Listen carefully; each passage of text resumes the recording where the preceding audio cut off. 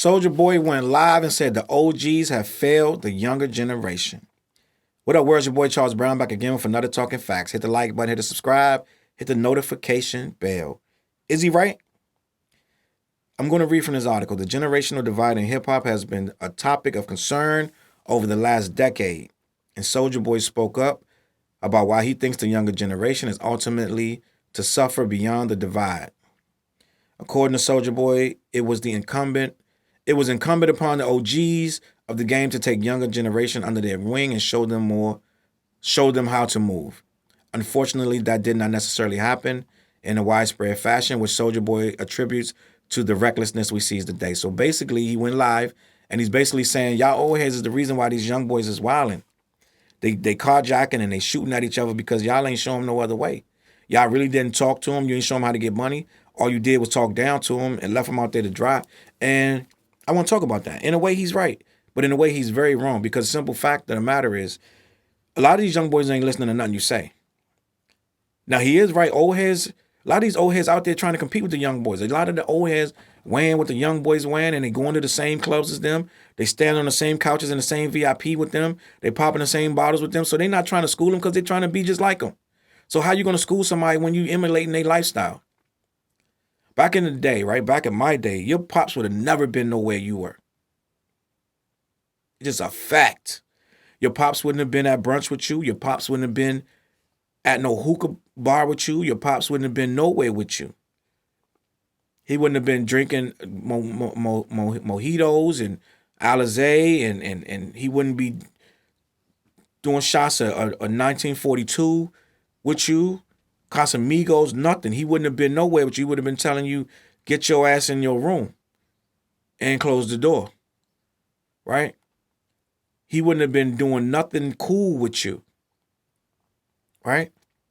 It just wouldn't have happened. It was a different day. It was a different environment. They wasn't trying to be on social media. They wasn't trying to be cool. They wasn't trying to get followers. They weren't trying to get likes. They weren't trying to figure out how to get people to watch their videos. They weren't retweeting. They weren't posting nothing because it did not exist. All they were doing was being parents. And being parents meant worrying about your ass all day. Now they don't got to worry about you because they got their own thing going on, right? They got their own site. They got their own page.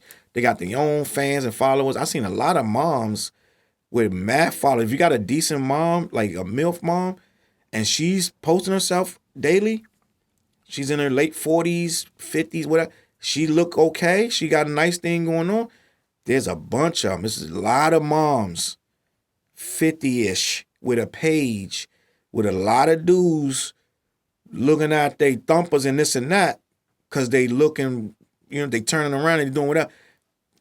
You stop me when I'm lying. You stop this video and throw your phone at the wall because I'm lying, right?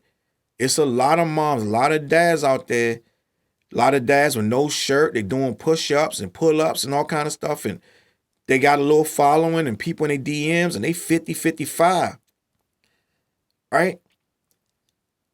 They're not trying to school you at nothing. They trying to be in the mix, which is whatever it is. But it does leave you to say, well, what about the kids? The kids can even follow by example and learn what you learn, or they can try to figure it out. And a lot of times when people try to figure things out, it goes wrong before it goes right. And if you got grown men on here with ice on and this and rings that cost more than people's cars and stuff like that, a kid not gonna know how to attain that other than stealing it or robbing. A kid don't understand. That took time to get that. And then a lot of times, people got on jewelry that they did not pay for. A kid doesn't know that. He doesn't know that that's a promotional piece for whoever the jeweler is to get more people to come and buy the jewelry real from them that have the money to pay for that jewelry. They'll give it to this guy for free just so he can wear it everywhere. People say, ooh, where you get that? Right? Who made that piece for you? It's promotional, but the kids, you're not telling them that, they don't know.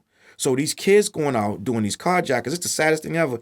14-year-old, 15-year-old, girls and kids, girls and boys, going out carjacking people, then something goes wrong and they shoot the guy and somebody rams into something. It's crazy, and somebody's dead. Now a kid is in jail.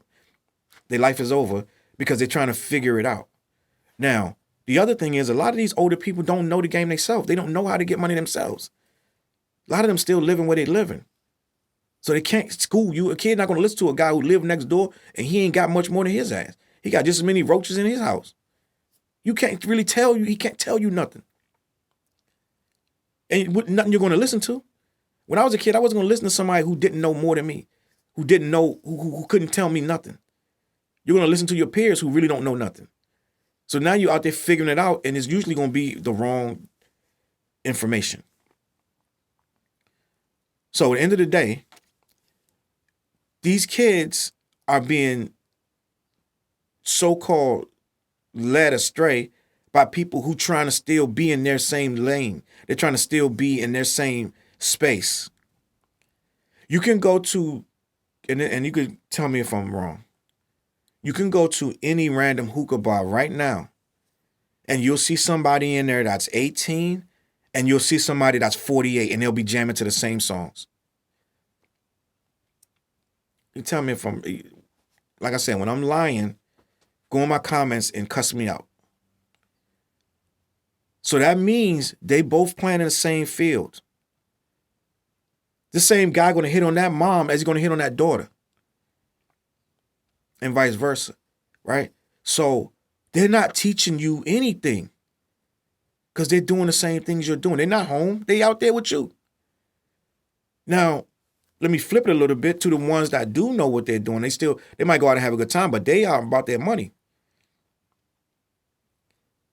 A lot of these kids will ask that person for advice, but don't listen to it because it seems unattainable. So you're not going to tell me that the OGs didn't tell you this, didn't tell you that. There's a lot of things that I was told that I just didn't listen to. A lot of stuff about college, a lot of stuff about ownership, a lot of stuff about your getting your credit right? A lot of stuff about how to finagle your taxes. A lot of things old heads would tell you. And I hate that term, old heads. I'm getting to hate it. I accept it, but it's becoming something that is almost disrespectful, right?